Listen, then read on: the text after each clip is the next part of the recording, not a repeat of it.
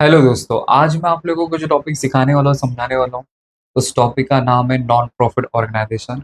और आज भी हम लोग नॉन प्रॉफिट ऑर्गेनाइजेशन का प्रैक्टिकल हम सॉल्व करेंगे। बट आपका जो क्वेश्चन होगा ना, वो थोड़ा सा और अलग होगा। लास्ट टाइम पे जो सिखाया था वो थोड़ा अलग था, लेकिन ठीक था। आज का जो सम है ना, वो थोड़ा सा हार्ड है। मतलब हार्ड का मतलब क्या हो गया, यहाँ पे बस आपको ध्यान दे के क्या करना है, सबको सॉल्व करना है। सब कुछ उस क्वेश्चन के अंदर ही छुपा हुआ है। मतलब कुछ आपको अलग से कहीं से दिमाग लगा के कोई वैल्यू निकालना नहीं है। सब कुछ मिर्च मसाला क्वेश्चन के अंदर ही लिख के दिए। बस आपको दिमाग लगा के उस वैल्यू को फाइंड आउट करना है। ठीक है। तो ये भी आज हम लोग जो सम सॉल्व करने वाले सेकंड टाइप का क्वेश्चन सॉल्व करने वाले हैं। इसमें आपको बैलेंस शीट लिख के दिया रहेगा, रिसीव और पेमेंट लिख के दिया रहेगा, और एडजस्टमेंट लिख के दिया रहेगा। ठीक है। तो आ जाओ क्वेश्चन नंबर 14 पे, एंड पेज नंबर 125 या 124, नहीं 123, सॉरी। गवर्नमेंट बुक से मैं क्वेश्चन लेने वाला हूँ। तो क्वेश्चन नंबर 14 है, देखो, चैरिटेबल हॉस्पिटल। तो लिखा the following information has been provided by the Vivekananda charitable hospital, Latur. You are required to prepare income and expenditure account for the year ended 31 March 2019 and balance sheet as on that date. ठीक है। तो हम लोग को बोला है कि income और एक्सपेंडिचर अकाउंट बनाने बोला है, और बैलेंस शीट बनाने के लिए बोला है। लाइबिलिटीज लिख के दे, अमाउंट लिख के दे, असेट लिख के दे, अमाउंट लिख के दे। डिस्कस करेंगे कौन सा टर्म कहाँ पे जाएगा। तो लाइबिलिटीज में जो लिख के दिया रहेगा वो लाइबिलिटीज में जाएगा, असेट्स में जो लिख के दे असेट्स में जाएगा। लेकिन आपको ये चार आइटम याद रखने हैं। कौन से चार आइटम? अगर लाइबिलिटीज में, अगर आपको बैलेंस शीट में cash in hand, cash at bank, prepaid वाला आइटम, आउटस्टैंडिंग वाला आइटम, अगर ऐसा कोई भी अगर आइटम आपको नजर आया, आपको इग्नोर करना है। लेकिन कुछ कुछ सिनारियों में ऐसा होगा जहाँ पे आपका अकाउंट टैली नहीं होता रहेगा, तो वहाँ पे फिर आपको प्रीपेड वाला डेटा और आउटस्टैंडिंग वाला डेटा यूज करना पड़ सकता है। बाकी तो केस में फिर ऐसी जरूरत पड़ेगी नहीं। ठीक है। तो ये वाला क्वेश्चन वैसे ही है। फिलहाल मैं अभी बोल रहा हूँ कि आपको इग्नोर करना है, बट ये वाले क्वेश्चन में शायद हम लोग को यहाँ पे यूटिलाइज करने की जरूरत पड़ेगी ऐसा। तो कैपिटल फंड, लाइबिलिटीज में बैंक लोन, लाइबिलिटीज में आउटस्टैंडिंग बिल फॉर ड्रग्स। तो आउटस्टैंडिंग वाला तो आपको इग्नोर करना है, क्योंकि आउटस्टैंडिंग वाली जो भी चीज रहेगी आपको इग्नोर करना है। ठीक है। अब आ जाओ असेट्स में, building assets, ambulance assets, stock of drugs. ये बहुत इंपॉर्टेंट है। तो फिलहाल अभी मैं इसको बताता हूँ नहीं, अभी फिलहाल स्टॉक ऑफ ड्रग्स आपको असेट्स में लेके दे, तो असेट्स ही समझ के चलो। जब मैं सम सॉल्व करना स्टार्ट करूंगा तभी आपको ये एक्सप्लेन करूंगा ऐसा, क्योंकि अभी बताऊंगा तो बहुत ज्यादा कंफ्यूजन हो जाएगा। फिर hospital equipment assets, cash in hand, वो तो रिकॉर्ड ही नहीं होगा, इग्नोर होने वाला आइटम है ना, तो वो इग्नोर हो जाएगा। चलो अब आ जाओ receipt and payment account. Receipt लिख के दे, अमाउंट लिख के दे, पेमेंट लिख के दे, अमाउंट लिख के दे। तो रिसिट में सबसे पहले लिख के दे टू बैलेंस बीडी, तो टू बैलेंस बीडी इग्नोर हो जाएगा, वो तो हम लोग को रिकॉर्ड करने की जरूरत ही नहीं पड़ती। Subscription, income, life membership fees, income, hospital receipt, income. तो जो हॉस्पिटल रिसिट लिख के दे, ब्रैकेट में रेवेन्यू लिख के दिया ना, रेवेन्यू करके ऐसा है। तो रेवेन्यू का मतलब क्या रहता है, इनकम ही होता है, इसलिए वो इनकम में जाएगा। लेकिन अगर वहीं पे अगर कैपिटल लिख के दिया रहता तो फिर वो लाइबिलिटीज में आता है, क्योंकि वो फिर वो कैपिटल रिसिट हो जाएगा। तो जो भी आपका कैपिटल रिसिट रहेगा कहाँ पे आएगा, लाइबिलिटीज में। अब आ जाओ पेमेंट में। तो पेमेंट में लिख के दिया परचेस ऑफ ड्रग्स 2 लाख। तो ड्रग्स मतलब मेडिसिन आपने खरीदा, तो वो खाने पीने वाला ड्रग्स मत समझना यहाँ पे। तो मेडिसिन आपका एक्सपेंडिचर है, खर्चा। लेकिन ब्रैकेट में कुछ लिख के दिया है, बोला कि इसके अंदर इंक्लूड है 40,000 फॉर 17-18। ओके। तो पिछले साल 17 और 18 का 40,000 का ड्रग्स इसके अंदर इंक्लूड है। तो कोई भी चीज अगर किसके अंदर अगर इंक्लूड रहेगा तो आपको क्या करना पड़ेगा, माइनस करना पड़ेगा। तो फिलहाल उसके ऊपर हिडन एडजस्टमेंट करके ऐसा उसके ऊपर डॉट मार लो। Salary to staff expenditure, honorarium to doctors, doctor को honorarium to doctors expenditure, repairs and maintenance expenditure, furniture assets, general expense expenditure. By balance CD, तो बाय बैलेंस सीडी का मतलब होता है कैश इन हैंड बोलो या कैश एट बैंक बोलो, कुछ भी वर्ड बोल सकते हैं। तो ये असेट्स में जाएगा। अब एडजस्टमेंट तीन ही लिख के दिए, लिखा था 31 मार्च 2019 स्टॉक ऑफ ड्रग्स। तो 31 मार्च मतलब क्लोजिंग, तो ये क्लोजिंग स्टॉक ऑफ ड्रग्स हो गया कितना, 22,000। तो स्टॉक ऑफ ड्रग्स आपको जहाँ पे भी ड्रग्स वाला डेटा नजर आ रहा है वहाँ पे डॉट मारो, जहाँ पे माने मार लो ऐसा। ठीक है। डेप्रिसिएशन बोला बिल्डिंग पे 5%, एम्बुलेंस पे 30,000। तो बिल्डिंग पे डॉट मार लो, एम्बुलेंस पे डॉट मार लो। बोला life membership is are to be capitalise, तो लाइफ मेंबरशिप के ऊपर डॉट मार लो ऐसे। ठीक है। अब मैं ड्रॉ करता हूँ, उसको सॉल्व करके आपको बताता हूँ। ठीक है। तो देखो मैंने यहाँ पे फॉर्मूला बना लिया। पहला अकाउंट बना इनकम और एक्सपेंडिचर अकाउंट, एंड दूसरा हमने बना लिया बैलेंस शीट स्टेटमेंट। ठीक है। भले हम लोग वहाँ पे लिखते हैं इनकम और एक्सपेंडिचर अकाउंट, लेकिन पहले आता है एक्सपेंडिचर, फिर बाद में आता है इनकम। और बैलेंस शीट में तो कोई चेंजेस नहीं, जैसा है वैसा। ठीक है। Let's start. तो बैलेंस शीट से स्टार्ट करते हैं। तो बैलेंस शीट के लायबिलिटीज में सबसे पहले लिख के थे कैपिटल फंड 11 लाख रुपीज, तो कैपिटल फंड लायबिलिटीज में जाएगा। तो मैं यहाँ पे लिख दूंगा capital fund 11 lakhs। Inner column में ऑलवेज इसको तो इनर में लिखने का आपको। फिर इसके नीचे 3 से 4 जगह छोड़ेंगे। देन बैंक लोन आउटर में 6,50,000। आउटस्टैंडिंग बिल फॉर ड्रग्स, ये तो इग्नोर वाला आइटम है इसलिए नहीं आएगा। नेक्स्ट असेट्स में आ जाओ। तो बिल्डिंग असेट्स, तो बिल्डिंग कितना है 10,50,000। उस पर डॉट है क्या? हाँ है। तो 10,50,000 इनर में आ जाएगा। नेक्स्ट एम्बुलेंस, एम्बुलेंस कितना है अपने पास? 4 लाख। इस पर भी डॉट है क्या? हाँ है, मतलब एडजस्टमेंट है। ठीक है। अब यहाँ पे हमें जो स्टॉक ऑफ ड्रग्स लिख के देना, ये बहुत इंपॉर्टेंट है। तो देखो, आपको जो क्वेश्चन में जो बैलेंस शीट लिख के दिया है, आपको जो क्वेश्चन में बैलेंस शीट लिख के दिया है, उस बैलेंस शीट का डेट है 1 अप्रैल 2018, बराबर। और आपको उसके नीचे लिखा है स्टॉक ऑफ ड्रग्स लिख के दिया है, कितना वैल्यू लिख के दिया है उसका? 42,000 आपको वैल्यू लिख के दिया। तो क्या मैं इस स्टॉक ऑफ ड्रग्स को ओपनिंग स्टॉक बोल सकता हूँ? मतलब बैलेंस शीट के असेट्स में जो आता है स्टॉक, वो क्लोजिंग ही होता है, वो जनरली वो होता है क्लोजिंग स्टॉक ऑफ ड्रग्स। लेकिन ये जो वैल्यू है यहाँ पे आया, वो कैसे आया? तो देखो, तो लास्ट ईयर हमने जो बैलेंस शीट बनाया रहेगा, तो बैलेंस शीट में डेट क्या लिखते हैं? Balance sheet statement as on 31 March 2018। फिर वहां पे वो क्लोजिंग स्टॉक आता है। मतलब हम लोग असेट में हमेशा क्लोजिंग स्टॉक ही लिखते हैं, 31 मार्च। फिर यही स्टॉक जब नेक्स्ट डे के लिए, मतलब नेक्स्ट डे का जब बैलेंस शीट बनाएंगे, नेक्स्ट डे मतलब 1 अप्रैल 2018, तो जो आपका क्लोजिंग स्टॉक था ना, वही क्लोजिंग स्टॉक आपका ओपनिंग स्टॉक कन्वर्ट हो जाएगा। मतलब पिछले साल, मतलब इन शॉर्ट, मतलब आपको ऐसा इन शॉर्ट में, एकदम सिंपल शॉर्ट में बता रहा हूँ कि जो आपका लास्ट ईयर का क्लोजिंग रहेगा, वो ये साल के लिए क्या हो जाएगा? ओपनिंग हो जाएगा। तो हम लोग ये साल के लिए इसको क्या कंसिडर करेंगे? Opening stock. तो ये चीज आपको याद रखनी है। मतलब आप लोग ऐसा माइंड में सेट कर सकते हो, 1 अप्रैल 2018 लिख के दिया है, तो 1 अप्रैल 2018 ये ओपनिंग डेट होता है। और यहाँ पे जो स्टॉक लिख के देते, ये ओपनिंग स्टॉक और ड्रग्स होता है। तो किसी भी चीज का अगर ओपनिंग स्टॉक लिख के दे रहे, तो वो हमेशा क्या होता है? प्लस होता है। तो आपको ओपनिंग स्टॉक ऑफ ड्रग्स देखो, तो आपको ड्रग्स वाला जो डेटा है ना, पेमेंट में देखो, purchase of drugs 2 lakh rupees नजर आता रहेगा, दिख रहा है? तो उसमें जाके आपको क्या करना है? प्लस करना है। तो अभी फिलहाल तो अभी यहाँ पे तो नहीं पहुंचे है, लेकिन पहले स्टॉक ऑफ जो ड्रग्स लिख के थे, पहले वही लिख देता हूँ मैं यहाँ पे। तो लिख देता हूँ 2 ओपनिंग स्टॉक ऑफ ड्रग्स कितना है? Opening stock of drugs 42,000। मतलब आपको इसको क्लोजिंग स्टॉक कंसिडर नहीं करना है, आपको इसको ओपनिंग स्टॉक कंसिडर करना है, बस ये चीज आपको याद रखना है। इस टॉपिक में यही माथा पच्ची थोड़ा सा, मतलब कहाँ पे क्लोजिंग होगा, कौन सा ओपनिंग होगा, ये थोड़ा सा मतलब प्रैक्टिस आएगा ना अकाउंट में, तो आपको आपका दिमाग अपने आप काम करना स्टार्ट करेगा कि हाँ ये मेरा ओपनिंग होगा, हाँ ये मेरा क्लोजिंग होगा। तो जो आपका लास्ट ईयर का क्लोजिंग रहेगा, वो ये साल के लिए क्या हो जाएगा? ओपनिंग हो जाएगा। इसलिए ओपनिंग स्टॉक को परचेस ऑफ ड्रग्स में अपन क्या कर देंगे? ऐड कर देंगे। ठीक है। और मैंने बताया था ना कि ओपनिंग स्टॉक जैसे प्लस होता है, तो क्लोजिंग स्टॉक किसी भी चीज का क्या होता है? माइनस होता है। वो तो अपन बाद में देखेंगे जब आएगा। तो ये ओपनिंग स्टॉक ड्रग्स मैंने इधर एक्सपेंडिचर में लिख दिया।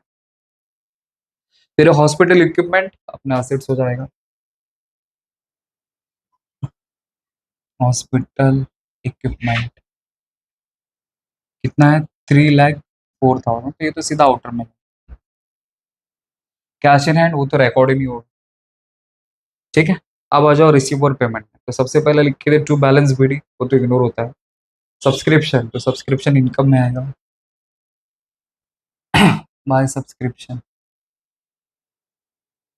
कितना? 2,20,000। उस पर डॉट है क्या सब्सक्रिप्शन का? नहीं, तो सीधा बाहर। 2,22,000। Next by life membership fees, but इस पर डॉट है 30,000।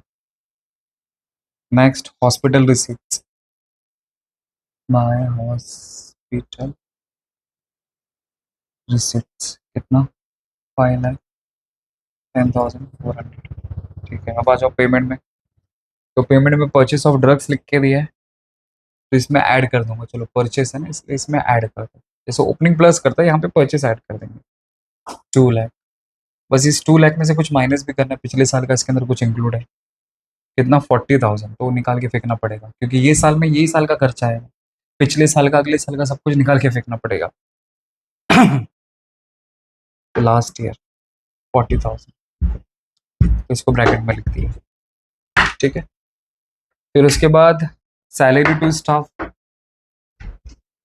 सैलरी टू स्टाफ, सैलरी पे डॉट है क्या? नहीं, तो सीधा बाहर जाएगा 85,000। Next, honorarium to doctors, honorarium to doctors कितना है? 4 लाख। डॉक्टर को रिस्पेक्ट देने का इतना पैसा। नेक्स्ट है repairs and maintenance, repairs and maintenance कितना है? Repairs and maintenance 18,000। Furniture assets, furniture, furniture पर नोट है क्या? नहीं, तो सीधा बाहर। कितना? 45,000। Next, general expense to general expense 16,000। By balance CD का मतलब होता है कैश इन हैंड या कैश एट बैंक। तो मैं यहाँ पे लिख देता हूँ कैश इन हैंड 2,400। ठीक है, हो गया। तो इस तरह हमने क्या कर दिया, अपने बैलेंस शीट को और रिसिव पेमेंट को पूरा का पूरा हमने पोस्ट कर दिया। इसमें ध्यान देने वाली कौन सी बात थी? स्टॉक वाला बात था बस। तो जो असेट्स में आपको जो स्टॉक लिख के दिया रहेगा, आपको उसको हमेशा हमेशा इस टॉपिक में आपको क्या कंसिडर करना है? Opening stock. और उसको उठा के क्या कर देने का? एक्सपेंडिचर में लेके जाना। तो जिस जिस किसी का भी वो स्टॉक रहेगा, वहां पे जाके प्लस कर दो बस, या तो सेपरेटली जाके वहां पे लिखो। बाकी तो बेसिक कॉमन था कि कैसे क्या पोस्टिंग होता है करके। ठीक है, चलो अब आ जाते हैं एडजस्टमेंट पे। तो लिखा 31 मार्च 2019, फर्स्ट एडजस्टमेंट लिख के दे 31 मार्च 2019, स्टॉक ऑफ ड्रग्स। तो ये क्लोजिंग स्टॉक ऑफ ड्रग्स हो जाएगा, क्योंकि 31 मार्च लिख के दे मतलब क्लोजिंग स्टॉक हो गया। Was valued at ₹22,000। ओके, तो ये क्लोजिंग स्टॉक। तो किसी भी चीज का क्लोजिंग स्टॉक क्या करना है आपको? माइनस करना। इसीलिए मैं यहाँ से माइनस कर दूंगा, माइनस क्लोजिंग स्टॉक। तो क्लोजिंग स्टॉक माइनस करने का पर्पस क्या है? यहाँ पे माइनस करने के बाद मुझे पता चलेगा, माइनस करने के बाद मुझे पता चलेगा कि मैंने ड्यूरिंग देयर कितना स्टॉक या कितना ड्रग्स मैंने कंज्यूम किया, कितना यूज किया, इसलिए माइनस करते हैं। और क्लोजिंग स्टॉक का सेकंड इफेक्ट किधर आता है? असेट्स में आता है। तो मैं यहाँ पे लिख दूंगा क्लोजिंग स्टॉक ऑफ ड्रग्स कितना? 40,000। अब देखो यहाँ पे डेट है 31 मार्च, ईयर भी लिख देता हूँ 31 मार्च 2019। तो यही डेट का अगर अगले दिन का अगर मैं बैलेंस शीट बनाऊंगा तो क्या आएगा? 1 अप्रैल 2019, और यही सब वैल्यू आएगा। लेकिन फिर ये जो क्लोजिंग स्टॉक है, फिर यहाँ पे वो क्या हो जाएगा? ओपनिंग स्टॉक हो जाएगा। बस जस्ट लाइक यहाँ पे वैसे लिख के दिया था अपने को। सर जाने दो, वो क्या बता रहे, जो ये अभी आपने बताया वो भी थोड़ा बहुत समझा, थोड़ा नहीं समझा।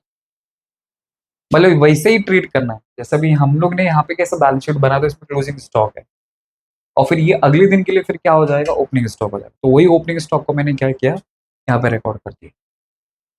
ठीक है, अब एक बढ़ते फिर है डेप्रिसिएशन। बोला बिल्डिंग पे 5%, तो बिल्डिंग पे 5% माइनस डेप्रिसिएशन। तो 5% कैसे निकालेंगे? 10,50,000 का 5%, 10,50,000 का 5%, तो 52,500 आता है। अब वो तो निकालने तो आ जाएगा ना बच्चे लोग, ये बताना पड़ेगा। अब तक तो प्रो बन गए रहेंगे आप लोग। तो आएगा 9,97,500। अब डेप्रिसिएशन का सेकंड इफेक्ट किधर आएगा? एक्सपेंडिचर। तो टू डेप्रिसिएशन ऑन बिल्डिंग 52,500। चलो नेक्स्ट, एम्बुलेंस पे 30,000, एम्बुलेंस तो माइनस डेप्रिसिएशन 30,000 पे आ जाएगा 3,70,000। और वही डेप्रिसिएशन का सेकंड इफेक्ट किधर आएगा? यहाँ पे। तो डेप्रिसिएशन ऑन एम्बुलेंस कितना? 30,000, तो यहाँ पे 30,000। हो गया दो दो इफेक्ट। अब दो इफेक्ट कैसे आता है, जस्ट लाइक पीएनएल इनकम और expenditure account, just like a PNL account. तो less from assets and second effect PNL debit side, मतलब इनकम और एक्सपेंडिचर के डेबिट में आ जाए। नेक्स्ट बोला कि लाइफ मेंबरशिप फीस को कैपिटलाइज करना है, ठीक है। तो कैपिटलाइज का मतलब क्या रहता है, उसको उस पैसे को उठा के आपको कैपिटल फंड में लेके जाना है। जब मैं इस पैसे को उठा के कैपिटल फंड में लेके जाऊंगा तो इसमें से माइनस करना पड़ेगा, तो माइनस कैपिटलाइज करके वर्ड लिखेंगे। फुल कुछ नहीं बोले तो फुल अमाउंट, इसलिए नहीं लोगे, और फिर ये यहाँ पे प्लस कर देने का लाइफ मेंबरशिप फीस 30,000, ठीक है, हो गया। तो आउटस्टैंडिंग प्लस होता है, प्रीपेड माइनस होता है, वो सबका एडजस्टमेंट आपको पता ही है। ठीक है, अब कुछ नहीं बचा, अभी जो जो प्लस माइनस करना है उसको कर लेते हैं। तो पहले हम लोग अकाउंट को क्लोज करेंगे, इनकम और एक्सपेंडिचर। तो पहले ये स्टॉक ऑफ ड्रग्स का कैलकुलेशन कर लेते हैं। तो 40 है, तो 2,42,000 है। नहीं यार,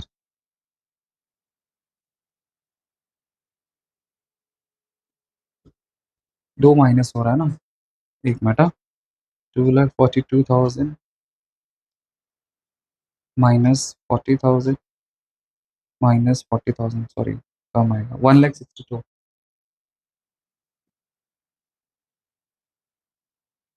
ठीक है, अब चेक करते कौन सा साइड ज़्यादा दिख रहा है, 4 लाख 5 लाख। ठीक है, देखते चलो टोटल तो कर लेते। तो इसमें तो यही है, 5,10,400 2,22,000, ये आता है 7,32,400 आपका, 7,32,400। अब उस तरह इसका क्लोज करके देखते हैं।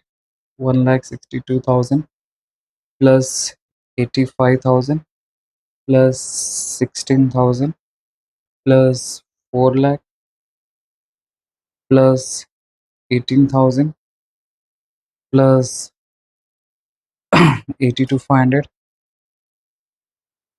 तो आता है 7,63,500। क्या आता है 7,63,500। तो इट मीन्स डेबिट साइड ज़्यादा हो, तो तो जो साइड ज़्यादा रहेगा आपको दोनों तरफ लिखना। तो इससे आएगा 7,63,500 यहाँ पे लिखा, 7,63,500 यहाँ पे लिखा। अब इसमें से ये क्रेडिट वाला टोटल माइनस कर देंगे तो डिफरेंस वैल्यू आ जाएगी। तो देन माइनस 7,32,400, तो डिफरेंस आता है 31,100।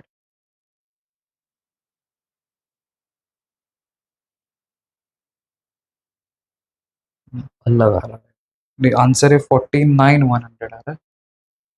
क्या मिस्टेक है, तो वैल्यू डिफरेंस आ रहा है, 31,400 आ रहा है, तो क्या रिकॉर्ड नहीं हुआ है। ओके, क्लोजिंग स्टॉक, तो क्लोजिंग स्टॉक का वैल्यू हमने गलत रिकॉर्ड कर दिया, 40,000 नहीं आएगा। देखो आपको क्वेश्चन में क्लोजिंग स्टॉक का वैल्यू क्या लिख के दिया, यहाँ पे मैंने गलत लिख दिया, 40,000 को कंसिडर करके। तो क्लोजिंग स्टॉक का वैल्यू देखो आपको 22,000 लिख के दिया, तो यहाँ पे भी 22,000 आएगा और यहाँ पे भी 22,000 आएगा, बस। अब उसको प्लस माइनस कर लेते हैं, आंसर आ जाएगा 2,42,000 माइनस 40,000 माइनस 22,000, तो 1,80,000 आता है।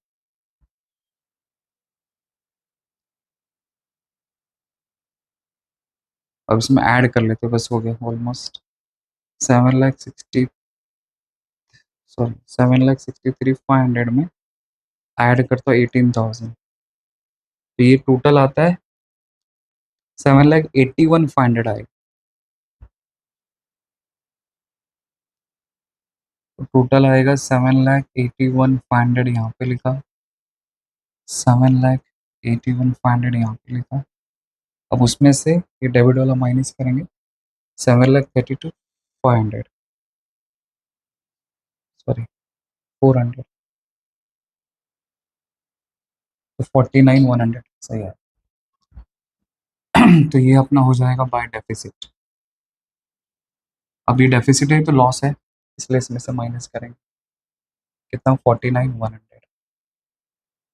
अब इसमें से माइनस कर लेते हैं, तो -11,32,000 30,000 तो आता है, ये आएगा 10,80,900।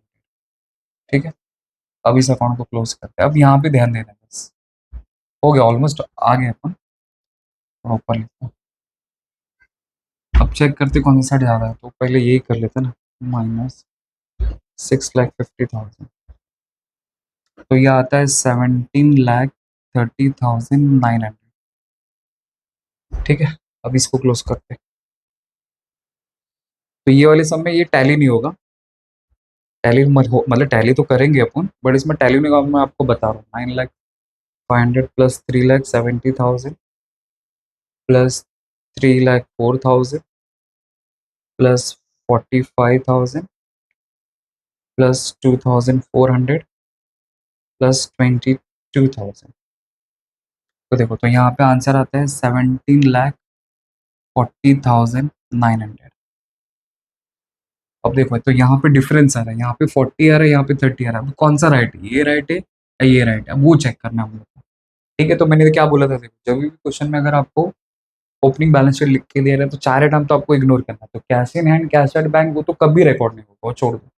बट आउटस्टैंडिंग वाला आइटम, प्रीपेड वाला आइटम के ऊपर आपको ध्यान देना बस, कि इसमें अगर आपका अकाउंट टैली नहीं होगा तो आपको ध्यान देने की बात है कि इसके अंदर से कौन सा वैल्यू आएगा। तो देखो क्वेश्चन के अंदर, देखो चेक करो कि बैलेंस शीट में असेट्स में तो कुछ नहीं था, असेट में कोई आउटस्टैंडिंग वाला, प्रीपेड वाला ऐसा कुछ आइटम था क्या, कुछ भी नहीं था।